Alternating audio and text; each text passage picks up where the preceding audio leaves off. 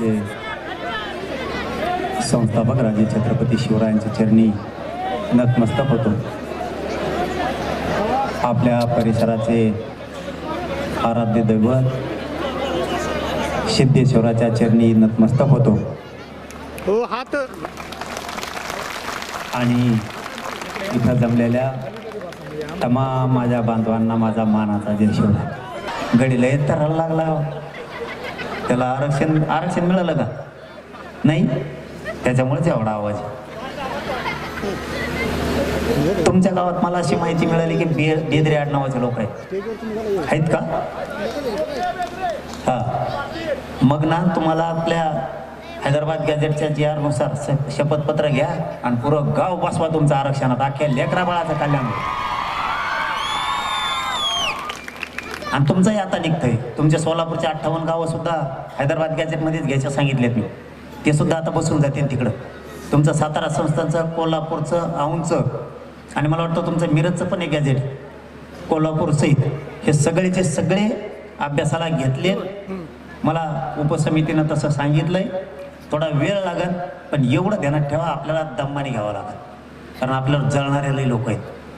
आपण जरा दम्माने घेऊ. 50-60 वर्षे काही नव्हतं आपल्याला आरक्षण. काय केलं आपण? काहीच केलं नाही. मग आणखीन 1 वर्ष लेट झालं तर काय फरक पडत नाही. आपण 1 वर्षात सगळे मराठी आरक्षणात घालू. एक सुद्धा ठोत नाही, तुम्ही काळजी करू नका. नाही तर आपल्या आरक्षण नसल्यावर एवढे हाल होणार आहेत. आता शिक्षण झालेत, मग आपण नाही फी भरू शकत, कारण शेतीच्या उत्पन्नाला भाव नाही आहे. मग शिक्षण कसं करायचं? त्याच्यात आरक्षण नाही. आणि आपलं जर एखादं पोलीस झालं ना, जिथं पोलीस झालं तिथंच रिटायर होत आहे. आपलं बढतीच मिळत नाही आहे त्याला. जसं काय त्याच्या पुढच्याला फेविकॉल चिटकेले. बाकीचं मागून येऊन PSI होतं, काय DYSP होतं, हे आपलं तिथंच आहे. हे आरक्षणाचे दुष्परिणाम आहेत. तुम्हाला पोरं पोरी उच्च शिक्षणात घालायचे, तुम्हाला आरक्षणाशिवाय पर्यायच नाही. त्यामुळं आरक्षण घ्या, लाजू नका. कुणी काही म्हणू नका की आपल्याला नको तुपल्याला नको.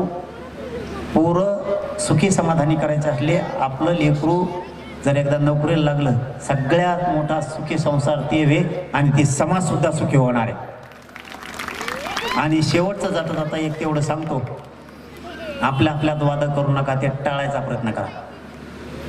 काही फरक पडत नाही. एखाद्यानं आपल्याला जर 4 शिव्या दिल्या ना, आपण म्हणायचं ऐकलंच नाही, आपल्यापेक्षा वयानं मोठा आहे. आणि लहान्यानं दिल्यात म्हणायचं जाऊ दे, आपल्यापेक्षा लहान आहे. एकमेकाच्या शक्यतो वाद आपण टाळा, व्यसनाईक सोडा. आणि शेवटी जाताना सांगतो, आपला विचार कधीच फुटू देऊ नका. तुम्हाला तारीख नाही देऊन जर ग्राउंडवर तुम्ही एवढे जमलात ना, आज तुम्ही राज्य पुरं हादरीला एकट्याने म्हणून समजा.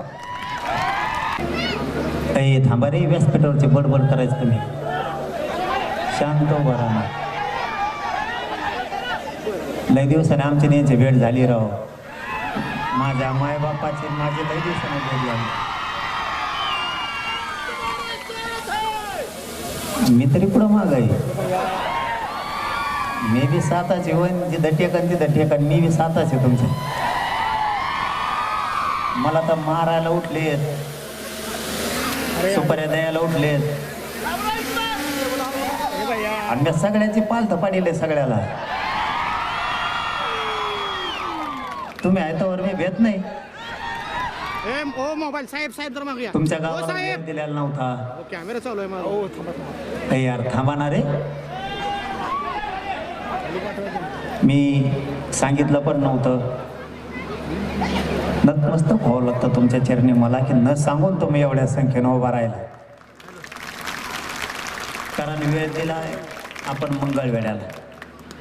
आईला संस्कृती भारी यार. आता काय मागायचा अंदाज नाही का मागशील? तरी पण माझा मायबाप समाज एवढं प्रेम करतो. लोक म्हणतात वा काही ज्यांनी दलाल्या उचलेल्या सरकारच्या, ते म्हणतात आता मराठीच नाही राहिले. अरे एकाच गावचे दिदी, फक्त येऊन बघ, पांढरे डोळे होते डोळे. आणि मराठी माग माया नाही राहिलं. मी काय केलं? दुश्मने घेतल्या तुमच्या लेकरा बाळासाठी. शरीर झिजवलं माझ्या समाजाचे लेकीबाळी सुखी राहाव्यात म्हणून. माझ्या समाजाचे पोरं पोरी PSI बनायला लागले. UPSC MPSC मध्ये चालले, BHMS करायला लागले, MBBS MD करायला लागल्या माझ्या गरिबांच्या पोरी. पोरं पोलीस व्हायला लागले, पोरं आरोग्य खात्यात चालले, रेल्वे खात्यात चालले. माझ्या गरिबाच्या समाजाच्या लेकराचं 6 कोटी मराठ्यांचं मी कल्याण करायला लागलो. मराठा कोणाच्या मागं राहील? मग ज्यांनी तुम्हाला ऐकलंय त्याच्या मागं राहणार का? मी तुमच्या लेकरा बाळाचा रक्त ऐकून मी मोठा होण्याची अवलाद माझी नाही आहे माय बापा. मला सुखी समाधानी समाजात आणि समाजाच्या लेकरं बघायचे म्हणून मी लढतो. काही काही ते सोशल मीडियावर येतात आणि सांगतात यांनी जवळचे एक बी मोठा नाही होऊन दिला. प्रत्येकाचं 2 वर्ष झालं तेच घराणं नाही, दुसरं घराणंच नाही आहे माझ्याकडं. काय कोणी पण जो सोशल मीडियात आणि मीडियात बोलन त्याचं एकच घराणं आहे. माझा मायबाप समाज डोकं लावून फक्त विचार करून बघा, म्हणणं काय प्रत्येकाचं तेच स्टेटमेंट आहे, यांनी जवळचे मोठे होऊन दिले नाही. आता जवळचे जर मोठे करायचे असले, मोठं करणं म्हणजे काय? तुम्हाला पैसे द्यावा लागणार, तुम्हाला कामं द्यावं लागणार आहे, तुम्हाला सरकारकडून घेऊन पदं द्यावं लागणार आहे. आणि आपल्या जवळ राहिल्यावर पैसे पदं भेटत नसतं, तुला घरीच जग मार तिकडे. इथं समाजाच्या जीवावर नाही मोठं व्हायचं. काही काहींचं म्हणणं आहे एक मावळा मोठा न होऊन दिला. हे गरीबाचे लेकरं जे आज नोकऱ्याला लागा लागलेत, पुरी पोरं नोकऱ्याला लागा लागलेत, हे मावळे नाहीत काय? तो एकटाच मावळा आहे का नाही शहाणा? समाजाच्या जीवावर दुकानदारी चालवणारे, पैसे कमवणाऱ्या लोकांच्या सुपाऱ्या घेऊन तुम्ही पैसे कमवता. मी गरीबाचे लेकरं मोठे करतोय, तुम्हाला मोठं कशामुळं करायचं? काय गरीब 6 कोटी मराठ्यांचे लेकरं काय हे मावळे नाहीत काय? पोरं पोरी आज नोकऱ्यात चालले, शिक्षणात चालले, त्यांच्या फीसमध्ये त्यांना सवलती मिळायला लागल्यात. 58 लाख नोंदी निघाल्या. हे गरीबाचे लेकरं मायबापा आज फीस नाही भरू शकत. आरक्षण मिळाल्यामुळे त्यांचा फायदा झाला. आणि ज्या गरीबाचा फायदा झाला तो काय मावळा नाही का? तू नुसता इकडे तिकडे लोकांच्या गाडीत बसून हिंडतो, इकडे उलशिक पैसे काय, तिकडे उलशिक पैसे काय, याच्या कोण 50,000, याच्या कोण 1 लाख, समाजाच्या जीवावर पैसे कमवायचे. तुम्हाला नाही मोठं करू शकत मी. माझ्या संग राहायचं तर नाही तर राहू नका. मी करणार तर 6 कोटी गरीब मराठ्यांनाच मोठं करणार. तुम्हाला नाही मोठं करू शकत मी. तुम्ही आतापासून समाजाला तेच केलं. मोर्चेनी सभागी समाज लुटेव. मी माझा समाज एकत्र आला, मी समाजाला आरक्षण दिलं. तुमच्या टायमाला सुद्धा समाज एकत्र आला तर तुम्ही काहीच नाही दिलं. 1 नोंद नाही दिली तुम्ही, 1 नोंद. मी 2 वर्षात 58 लाख नोंदी दिल्या आणि 2 GR दिले. आता तुमचा सुद्धा देणार आहे.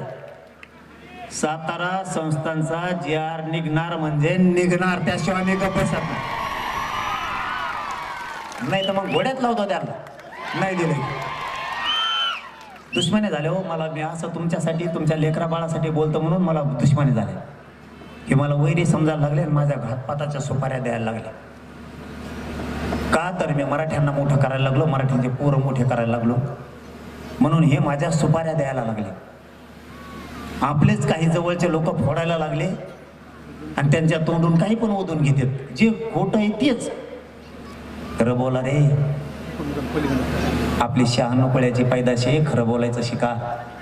एखाद्या भंगार जातीला, रक्ताने हात माखलेल्या जातीला खुश करायसाठी स्वतःच्या जातीला बदनाम करू नका, हराम करो. शेवटी जात जात असती, ते कामाला नाही येणार. जातच कामाला येईल. वेळ आल्या, वेळ आली ना, संकट आलं तर धावून दांडकं घेऊन जातच येऊ शकते. दुसरे मजा बघू शकतात आपला. मी कधी भेद केला का? भाजपच्या मराठ्याला देऊ नका आरक्षण, काँग्रेसच्या मराठ्याला देऊ नका, शिवसेनेच्या मराठ्याला देऊ नका, राष्ट्रवादीच्या मराठ्याला देऊ नका. आरक्षण मिळालं म्हणजे सगळ्या मराठ्यांना मिळालं. अख्ख्या येता याचे उंबर. हे कोणचं नाव आहे? तुमच्याकडे भेट का काही माल? मला वाटलं आमच्याकडेच आहे. इतकं लवकर टाइम झाला काय? लय बेकार असते भाऊ, 7-8 जणांना एकटा बेजार करता बसल्या बसल्या. तुमच्या पाय पडून सांगतो राव, दारू पिऊ नका. मी हात जोडून पाय पडून सांगतो तुमच्या, दारू पिऊ नका. देशाच्या पाठीवर अशी कणखर जाते नाही मराठीची. फक्त तुम्ही व्यसनापासून लांब जा, तुमची प्रगती कोणीच रोखू शकत नाही. कोणीच मायका लाल नाही झाला आणखीन तुमची प्रगती रोख. फक्त दारू सोडा आणि शेतात कचाकच काम करीत जा, लाजायचं नाही. नाही तर आपल्याला हलवते बरं का. राजकारण करू नका या मताचा मी नाही. 15 दिवस, फक्त 15 दिवस राजकारण करायचं. निवडणुका झाल्या की सगळं सोडून द्यायचं. आपली जात सुधारायचे बघायचे, आपले पोरं पुरी अधिकारी करायचे बघायचे. हे 5च वर्ष आहे. एकदा जर पोरगण पोरगी अधिकारी झाली ना, 50-60 वर्ष टेन्शनच नाही भाऊ. कुणाची सही करायची कुणाची नाही करायची, आपल्या लेकीबाळीच्या हातात राहायला पाहिजे. नाही तर राहावं लागतं मग तो लोकांच्या दारात जाऊन उभा करा आमची एवढी सही. मान टाईट राहिली पाहिजे, प्रतिष्ठा मराठ्यांची वाढली पाहिजे, असे कामं करा.